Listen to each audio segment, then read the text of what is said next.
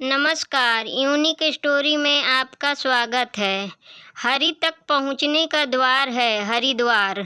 कुंभ नगरी हरिद्वार का प्राचीन इतिहास।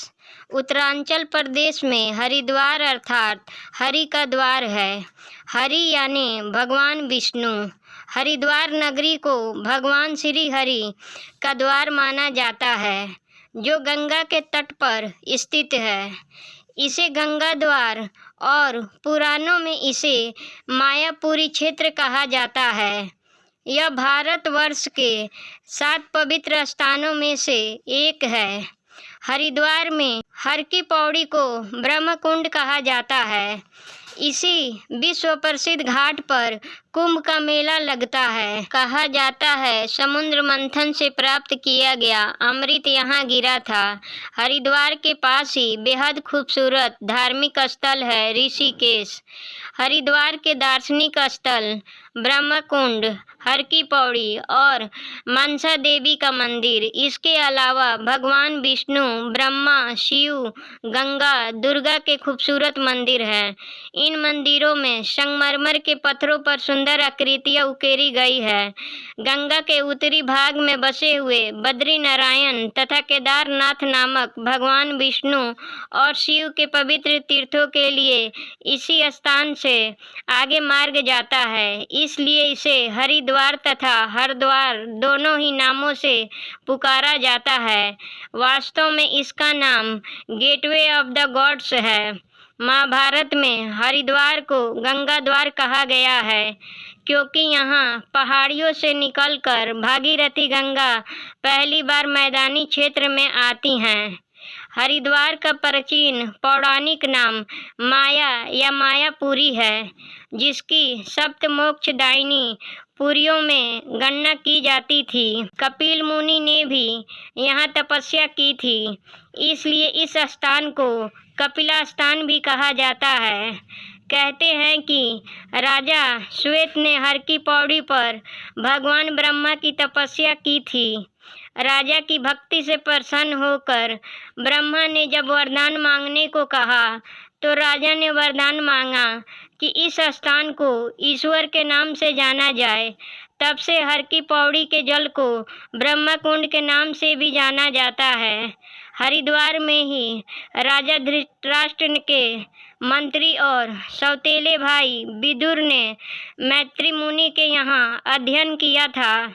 हर की पौड़ी की वह घाट है जिसे विक्रमादित्य ने अपने भाई भृतहरि की याद में बनवाया था। इस घाट को ब्रह्मकुंड के नाम से भी जाना जाता है। किंवदंती है कि हर की पौड़ी में स्नान करने से जन्म जन्म के पाप धुल जाते हैं। हर की पौड़ी के पीछे के बलवा पर्वत की चोटी पर सर्पों की देवी मनसा देवी का मंदिर बना है। यह माता भगवान शिव की पुत्री है।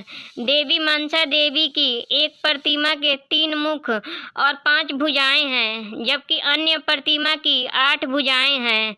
हरिद्वार में भारत के प्रमुख शक्ति पीठों में एक माया देवी का मंदिर है। यहाँ माता सती का हृदय और नाभि गिरे थे। माया देवी को हरिद्वार की अधिष्ठात्री देवी माना जाता है, जिसका इतिहास 11वीं शताब्दी से उपलब्ध है। मंदिर के बगल में आनंद भैरव का मंदिर भी है। यहाँ सप्त सागर नामक एक स्थान है, जहाँ पर गंगा नदी 7 धाराओं में बहती है। इसी के पास सप्त ऋषि आश्रम है। माना जाता है कि जब गंगा नदी बहती हुई आ रही थी, तो यहाँ 7 ऋषि गहन तपस्या में लीन थे। गंगा ने उनकी तपस्या में विघ्न नहीं डाला और स्वयं को 7 हिस्सों में विभाजित कर अपना मार्ग बदल लिया। इसलिए इसे सप्तधारा भी कहा जाता है। यहाँ पर माता सती के पिता राजा दक्ष की याद में बनवाया गया एक मंदिर भी है, जो प्राचीन नगर के साउथ में स्थित है। किंवदंतियों के अनुसार यहीं पर राजा दक्ष ने वह यज्ञ किया था जिसमें कूदकर माता सती ने आत्मदाह कर लिया था।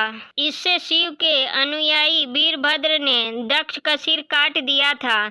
बाद में शिव ने उन्हें पुनः जीवित कर दिया। कुंभ मेले का आयोजन 4 नगरों में होता है, हरिद्वार, प्रयाग, नासिक और उज्जैन। चारों नगरों के आने वाले कुंभ की स्थिति विशेष होती है। एक ओर जहां नासिक और उज्जैन के कुंभ को आमतौर पर सिंहस्थ कहा जाता है, तो अन्य नगरों में कुंभ, अर्ध कुंभ और महाकुंभ का आयोजन होता है। अर्ध का अर्थ है आधा। हरिद्वार और प्रयाग में 2 कुंभ पवों के बीच 6 वर्ष का अंतराल में अर्ध कुंभ का आयोजन होता है। कुंभ राशि में बृहस्पति का प्रवेश होने पर एवं मेष राशि में सूर्य का प्रवेश होने पर कुंभ का पर्व हरिद्वार में आयोजित किया जाता है। प्रत्येक 12 वर्ष में पूर्ण कुंभ का आयोजन होता है। जैसे मान लो कि उज्जैन में कुंभ का आयोजन हो रहा है, तो उसके बाद अब 3 वर्ष बाद हरिद्वार, फिर अगले 3 वर्ष बाद प्रयाग और फिर अगले 3 वर्ष बाद नासिक में कुंभ का आयोजन होगा। उसके 3 वर्ष बाद फिर उज्जैन में कुंभ का आयोजन होगा। इसी तरह जब हरिद्वार, नासिक या प्रयागराज में 12 वर्ष बाद कुंभ का आयोजन होगा, तो उसे पूर्ण कुंभ कहेंगे। हिंदू पंचांग के अनुसार देवताओं के 12 दिन अर्थात मनुष्य के 12 वर्ष माने गए हैं, इसलिए पूर्ण कुंभ का आयोजन भी प्रत्येक 12 वर्ष में ही होता है। ऐसे ही वीडियो के लिए चैनल को सब्सक्राइब करें, वीडियो को लाइक करें और कमेंट बॉक्स में अपनी राय दें। वीडियो देखने के लिए धन्यवाद।